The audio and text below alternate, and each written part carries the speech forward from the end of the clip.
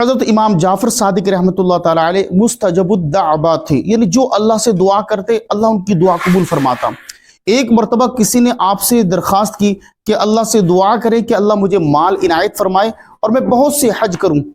تو آپ رحمۃ اللہ تعالی علیہ نے اللہ کی بارگاہ میں دعا کی، یا اللہ کریم اسے مال عطا فرما تاکہ اسے یہ 50 حج کرے۔ تو اللہ کریم نے اس شخص کو اتنا مال دیا کہ اس نے 50 حج کیے۔ اللہ کے نیک بندے کے منہ سے جو نکلنا تھا اللہ کریم نے اسی کو پورا کیا۔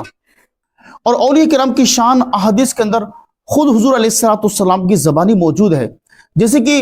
احادیث میں آتا ہے حضور علیہ الصلوۃ والسلام نے ارشاد فرمایا، حدیث قدسی ہے، یعنی جس نے میرے کسی ولی سے دشمنی کی اس سے میرا اعلان جنگ ہے، اور میرا ولی، حدیث کا خلاصہ بتا رہا ہوں، جو مجھ سے التجا کرتا ہے میں اس کی دعاؤں کو پورا کرتا ہوں۔ شواہد النبوہ میں ہے،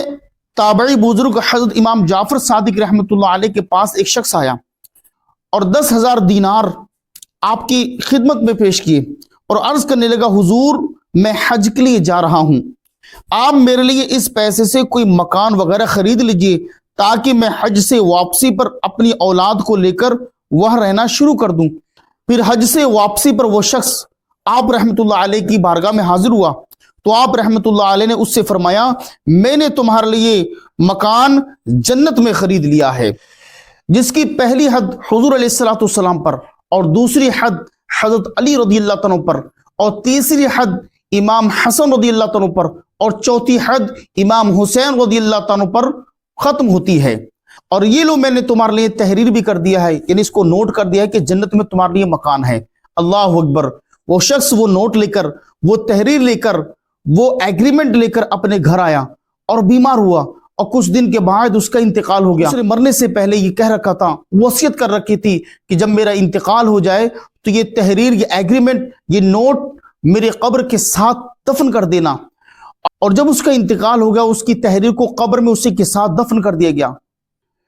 اور دوسرے دن لوگوں نے دیکھا کہ وہ تحریر، وہ نوٹ، وہ ایگریمنٹ اس کی قبر پر رکھا ہوا ہے، اور جس کے پیچھے لکھا ہوا ہے کہ امام جعفر صادق نے جو وعدہ کیا تھا اللہ نے اس وعدے کو پورا کر دیا اور جنت میں اس شخص کو مکان دے دیا۔ یہ شان ہے امام جعفر صادق رحمت اللہ علیہ کی، اور ایسی شان کیوں نہ ہو، کیونکہ حدیث پاک میں آتا ہے کہ اللہ کا ولی جو کہتا ہے اللہ کریم اس بات کو پورا کر دیتا ہے۔ ایک مرتبہ امام جعفر صادق رحمت اللہ علیہ خلیفہ منصور کے دربار میں تشریف فرماتے، اور خلیفہ کے چہرے پر بار بار مکھیاں آ کر بیٹھ رہی تھی، تو خلیفہ نے عرض کیا، حضور تو یہ بتائیے اللہ کریم نے مکھیوں کو کیوں پیدا کیا ہے؟ تو آپ رحمت اللہ علیہ نے اس کی ضمیر کو جھجوڑتے ہوئے فرمایا، تاکہ اللہ تعالیٰ ظالموں متکبروں کو ذلیل رکھے۔